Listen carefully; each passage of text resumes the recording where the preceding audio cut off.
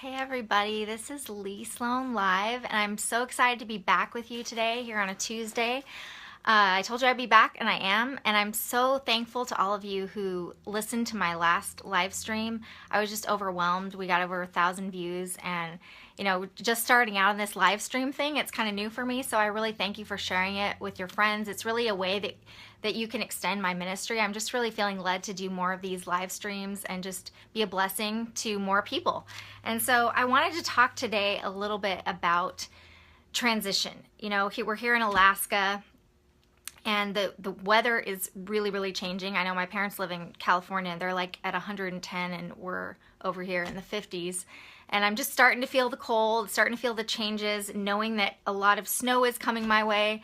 A lot of other changes are coming everybody's way. I mean, who do you know that's not in transition? Most people are in transition. You might be having somebody in your head right now, or you might be one of those people who's in transition right now. And I know, in the church world, we use transition as kind of a code word for like, it's really, really hard right now because transition is stressful. Even if it's exciting transition, even if God is promoting you, it can be stressful. And so I really was praying and thinking about, what are the steps that we can have to actually thrive in transition and not just to barely hang on and barely survive. And even sometimes we can get damaged in transition. And so I don't want that to happen to you. I don't want that to happen to me.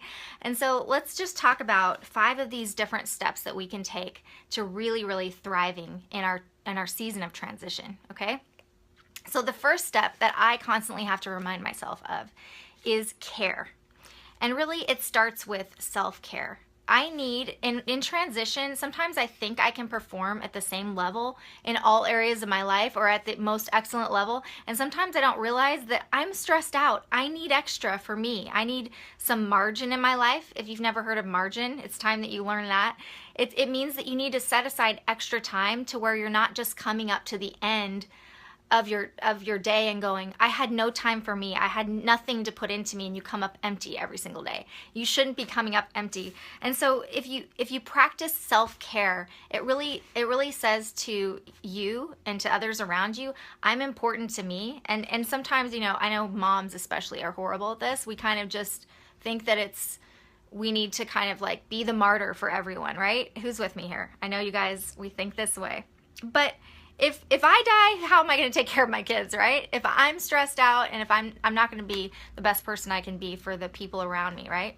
So we need to really practice self-care. And especially those of us who are like high achievers, sometimes we just really, really neglect ourselves. And transition is a really perfect time for you to start reading those books that you need to read. I mean, even if you're in a busy season, I know Bill Hybels talks about this in his book, Courageous Leadership, which is a great book, by the way.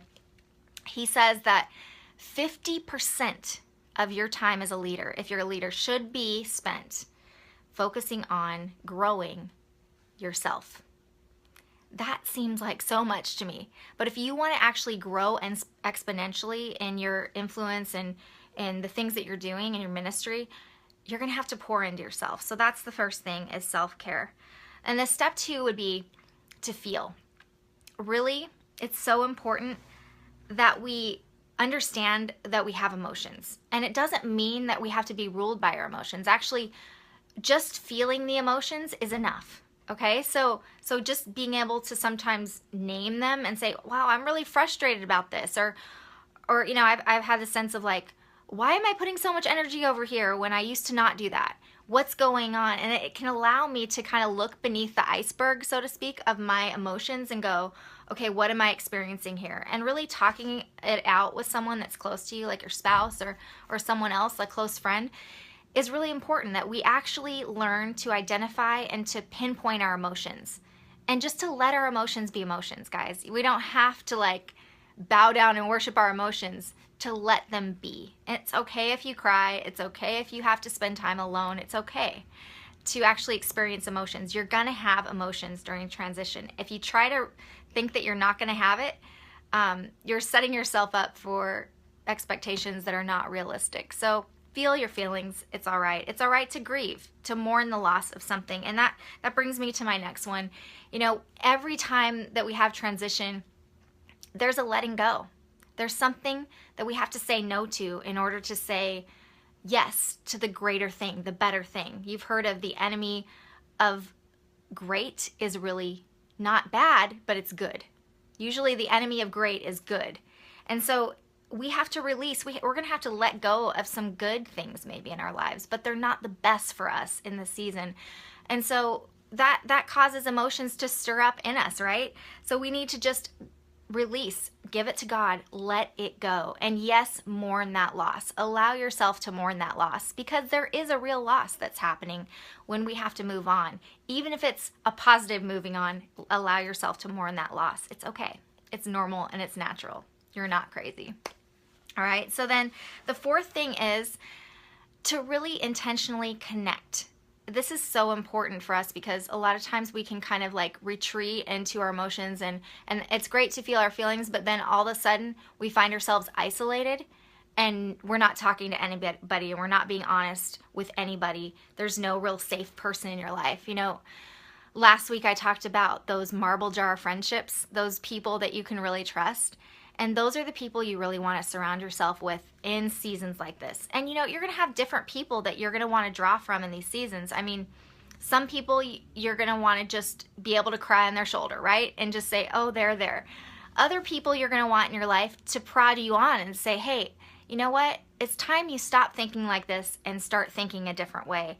I've heard it said that, you know, you're going to be the product of the 5 people that you are closest to.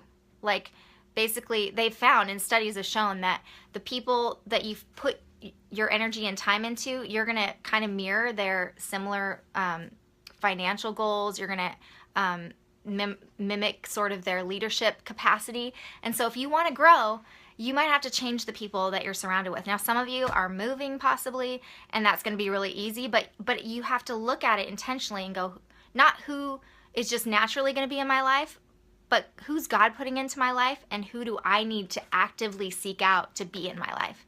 Because I know that there's so many quality people out there for you, but you're going to attract people that want to grow if you want to grow. So have that mindset of the people you want to attract, and then look for them. Look for them. I know so many great people would pour into people that are hungry and ready. And they'll do it for free a lot of times, but they won't do it if you don't actively seek them out, if you don't make the time, set the appointment. Just really, I found that that it's a lot of time when I don't make time to connect with other people, it's really because what I'm feeling about myself is that I'm not worth their time, and that I'm not worth the investment that they have to put into me.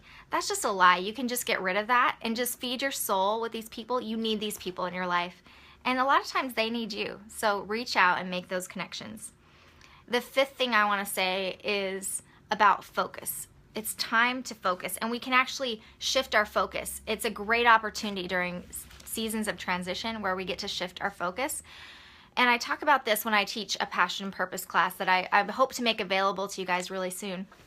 But, you know, when we talk about, like, what does it mean to have integrity in your life? Well, if you think about like the integrity of a building, it's the outside of it. It looks great on the outside, but you want the inside to also have integrity, to have structural soundness to it, right? And so it's similar to that in our lives when we have internal values that drive us, that God actually put inside of us. And a lot of times, though, our outside life doesn't reflect those internal values.